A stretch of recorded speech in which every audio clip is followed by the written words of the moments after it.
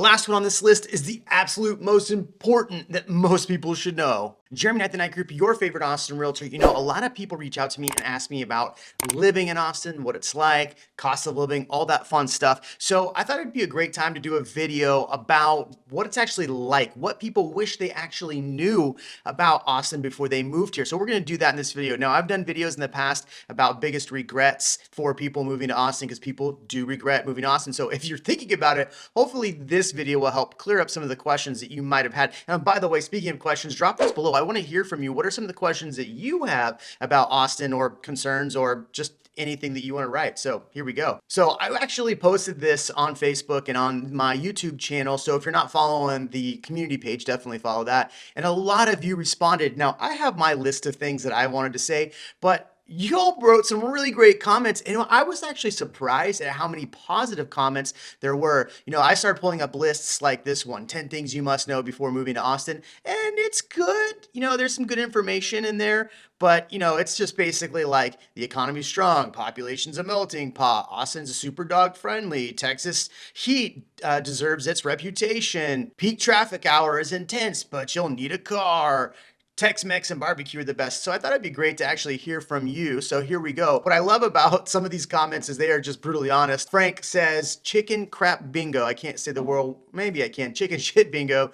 And what's interesting is there's a lot of fun stuff to do in Austin that people don't know about. One of them is chicken shit bingo. So basically there's a bar near the campus and you can go out and actually like just feed chickens and then bet on where they're going to poop on the bingo card and play bingo. So pretty fun there. Chris Johnson said, if you're going to move here, you got to know this. It's not very walkable. North and South Austin are very different. Casual lifestyle. Not hard to find a patio, restaurant, bar. Rush hour starts at 3 o'clock. Funny enough, he says Friday rush hour starts Thursday. When it rains, it floods. So that's really good information there. We'll talk about the traffic a little bit more, but let's talk about some of the other cool things that you can actually do in Austin. Rebecca writes, the Greenbelt, Barton Springs Pool, Queso, Cowbell. Look, it's really cool. Like Zilker Park area is phenomenal. There's a lot of fun things to do. The lakes, people go to the lakes a lot. So there is a lot of outdoor activities, and most of the bars and restaurants you go to, really the food might not be that great. Now, a lot of people that come out and visit, they tell me they love the food, yet I've always give the food a hard time. But what's great about the ambiance at most of these restaurants is it's actually pretty cool to sit out, have a margarita, do fun stuff like that. And then Rex here says margaritas are $15. Definitely not true, but you know, it is expensive, and we'll talk about the affordability or unaffordability of Austin here in a second. Lonnie says, you're going to meet folks who lived here for years and are very protective of their Austin. So just sit back, listen, be sweet, learn from history, from a California girl, and yes, the traffic. So this is really interesting. There's another comment on here. Somebody wrote, Shy Girl K. Thank you, Shy Girl. She wrote some great comments here. But people from Texas are some of the nicest people you'll ever meet. Carrying of firearms can be alarming at first, but nothing to freak out about. Barbecue, tacos, frozen margaritas in Austin are absolutely the best. No liquor sales on Sunday. So yeah, so it's great that, you know, I found everywhere I go has pretty decent margaritas, and Tex-Mex is the food of choice here, and barbecue. So those are all things to think about when you're moving here. But the liquor sales is something that people don't know about and catches people off guard. On Sundays, you cannot sell liquor at all, and sales for liquor stop at midnight. If you're gonna plan a big Sunday, football extravaganza or something fun like that, you gotta load up Saturday night. Now, you can buy alcohol on Sunday, and you can go to restaurants and buy and liquor and stuff like that. But on Sundays, you can only buy beer and wine. Now, the other thing that's really crazy is that if you want to buy liquor, you have to go to a liquor store. You can't just go to like Costco. If you go to Costco in California, you get all that fun Costco liquor there. Can't do it here. So definitely plan that. I love this next one by Lo Sierra. H-E-B is the best grocery store on the planet. I wholeheartedly agree. I think there's some things that you got to think about when you're moving to Austin is like where you're going to get your food and stuff. H-E-B is phenomenal. Now, we do have a lot of those great fun places like Whole Foods, which started here. We have Trader Joe's, we have Wheatsville. So we have a lot of different good options. But what's great about this is H-E-B does have pretty low prices. They do have pretty good quality, and they're everywhere, and they're huge. Oh, and guess what? Like on the weekends, you can like go get like beer and wine samples in their liquor department, or sorry, beer department. So definitely check that out. Kara Collier says, it's hot from May to September. We have allergy cedar fever season, January through May.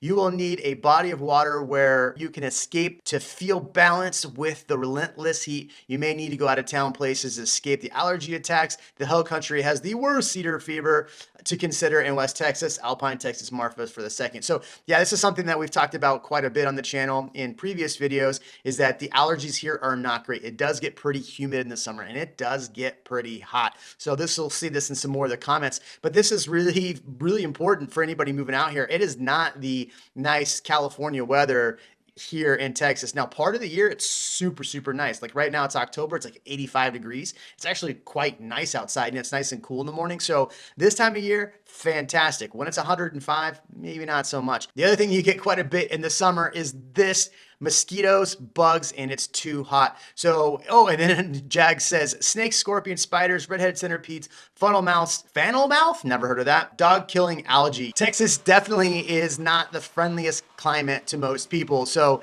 there are a lot of bugs, there are a lot of spiders, there's a lot of stuff like that. So definitely if you're gonna buy a house, you're definitely gonna wanna spray and get one of those nice little like home team packages or bug packages where somebody comes out and actually sprays for you, because that does become a thing. Oh, and you're gonna see piles of dirt in your yard. Nope, that's not a gopher. If wherever you're coming from, it's not a gopher or prairie dog or something like that. It's red ants, and don't step in that. They make this little stuff you can sprinkle on top and that'll help. So definitely check that out. I do like this one. Give people a good 2-second count before you honk. There's no need to be in a hurry like California. What's funny is like in the comments threads, people are going back and forth talking about the traffic here. Stephanie Fun over here said, the Broken Spoke distilleries, the left lane is for passing. The horn is only to be used in dire emergencies. So this is pretty funny. Yeah, so what it happens here all the time is people camp out in the left-hand lane and then don't move. If you're gonna be in the left-hand lane, don't drive slow. Move over for everybody else. Some of their comments are, everybody drives a big white truck. Yeah, the traffic here is not the greatest in Austin. It's actually one of my least favorite things about Austin. Oh, by the way, the last one on here is like super, super important. So definitely pay attention to the last one on here. But the traffic's not the greatest, especially if you're trying to go north to south. Somebody even wrote on here, going north to south is super hard. East to west is pretty easy. Yeah, there's only like 2 major roads, Mopac and I-35, and now we have 130 off on the other side. And there's really not loops. Like most cities have loops around them, so you don't really have like a great escape. And the toll roads can get expensive and they're a pain in the butt. So you get those little toll tags put on your car, so it makes it easy. They just auto deduct for you driving on the toll. So there's a lot of toll roads, first of all. It's gonna cost you more to pay to drive around on the periphery of Austin because everything's toll road. But then they send you a bill on top of what you paid, and then it's just, you're always constantly fighting with the toll road. It's ridiculous. Like I'll get a bill for like 35 bucks and it's a bill I've paid, but then they say I didn't pay, and then my online shows I paid, but they say I still need to pay. It's a whole mess. So yeah, the traffic here is definitely not the greatest. Oh, but then Kristen says lots of friendly people and hot summers with mosquitoes. So going back to, there is lots of friendly people. That's one thing I really enjoyed about when I first moved to the Austin area, is that I found that people were just absolutely friendly. And I thought that was really important because coming from, well, I'm not going to tell you where I came from, but I've lived in California and in Phoenix, and the people aren't as nice there and as friendly. So maybe it's that Texas culture. So if you're moving here, definitely be nice. That was one of the comments on here as well. If you're moving to Texas, definitely be nice to people. So let's talk about this comment. Everything is overpriced: food, drinks, and houses. So I find comments like this pretty interesting. Now, I definitely have gone back and forth, and I've been traveling a lot, and so things can get pretty expensive. And if you look at Austin as far as the list of most expensive places, it's not really cracking the top 10 on most lists. Now there's a few lists that Austin be like number 10 or number 11. Most of the other lists, like if you look at this with Wallet Hub, they say they're number 71 out of like 238. I don't even know how old that is, but it can't be true for now.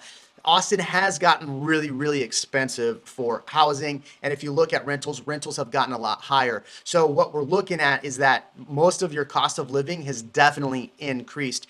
The reason why Austin typically isn't on the most unaffordable list is because the salaries in Austin tend to be a little bit higher because of all the tech jobs here. So because of that, there's a lot of people that can't afford Austin, obviously, but because of these tech salaries that are coming in here, it's a lot more affordable for those people. I mean, think about it. If you're making 150 grand in the Bay Area, I talked about this in a video the other day, 150 grand in the Bay Area versus 150 grand in Austin, your money is going to go a little bit further. The only challenge is with Austin is you're going to have a car. So it's kind of some of the things that we talked about on this list. You're going to have a car. There's no mass transit here. So it's going to take you a while to get around Austin, and it's going to cost you more. That's one of the most expensive things is gas prices in Austin are a little bit cheaper, and Texas are a little bit cheaper than if you're going to be in California or somewhere like that. Yet it is, you're constantly paying for gas because you're driving everywhere, so it might cost you more. Speaking of cars, here's another good one. Keep your vehicle registration up to date and carry a valid car insurance policy. What's tough about Texas when I came here, and it might have changed, is that it was kind of hard to go through the process to like get my new license plates. To get my driver's license, you have to go to the DMV in person. Once you get it, then you can do everything online. So everything's been a little bit easier there. But yeah, that's something. You know, there's a comment earlier about guns, and I want to address the guns thing, which is kind of interesting, is that we are an open carry state, right? With an open carry state, you do every now and then see people open carrying, but it's very, very rare. In fact, a lot of people have their license to carry, so they're concealed carrying. So that is something like, don't mess around with people in Texas. Maybe that's why everybody's friendlier, is you don't know who's carrying a gun for the most part. So definitely be careful of that. If you're not into guns, then maybe find another state. So far we've covered that everybody loves barbecue here. Everybody loves the weather, maybe not. Everybody loves how friendly people are. They don't like the heat. They don't like the allergies. They don't like the scorpions and all that fun stuff. Speaking of, I haven't seen a scorpion in a while. Well, I don't want to, now I'm going to see like 10. Oh, great. Why did I say that? Okay, let's talk about the thing that I think is the most important for people to understand. Over the last few years, you've seen rental prices really escalate. We've talked about the affordability, unaffordability. Depends on who you are. It could be affordable, it could not be affordable. Yet here's something that's really, really important. A lot of people look at leaving maybe California or New York, and they look at their income tax and they go, okay, I'm gonna save 30 grand a year by not having this income tax. Yeah, maybe I don't have a home, maybe you're renting. So you move out here, you buy a home for the median price, which is about $550. Maybe if you're going to the area around Austin, the median price is $496. So you get a home for $500,000, and most realtors, they know quite a bit about the taxes and the tax system, but the taxes and the tax system are very complicated. So what happens is maybe your agent says, yeah, the tax rate for this new build area is 3%. And then all of a sudden you're paying 15 grand, maybe 20 grand a year in property taxes on a $500,000 home. So you were going, hey, I'm saving 30 grand by moving out here because I don't have to have all this income tax, yet that gets swallowed up by how much money you're paying in property taxes. What's tough about Texas, and a lot of people ask me this question all the time, where's a map or a rate to show me where all the rates are in different rates? The thing is, there's not one because they constantly change. Now, every single year, they're reevaluating your home's value. So if you bought it year one and it's 500,000 and the market goes up, year two, they're going to say you're at 550 based on that same rate. Now you got to owe us an extra 5 grand this year. That happened on one of my properties I just purchased. We were paying about 5 grand in property taxes. Now they want to pay us to pay $9,000 on a $300,000 home. Yeah, it's not fun. So one thing you have to know is how the property taxes work, how you're getting reassessed every year, that you can protest, that you can file a homestead. There are things to help out there, yet it is not a cheap endeavor. So what do you think? What did I miss that should have been on this list? Drop a comment below. We'd love to hear from you. Jeremy Knight, the Night Group. We'll catch you in the next one.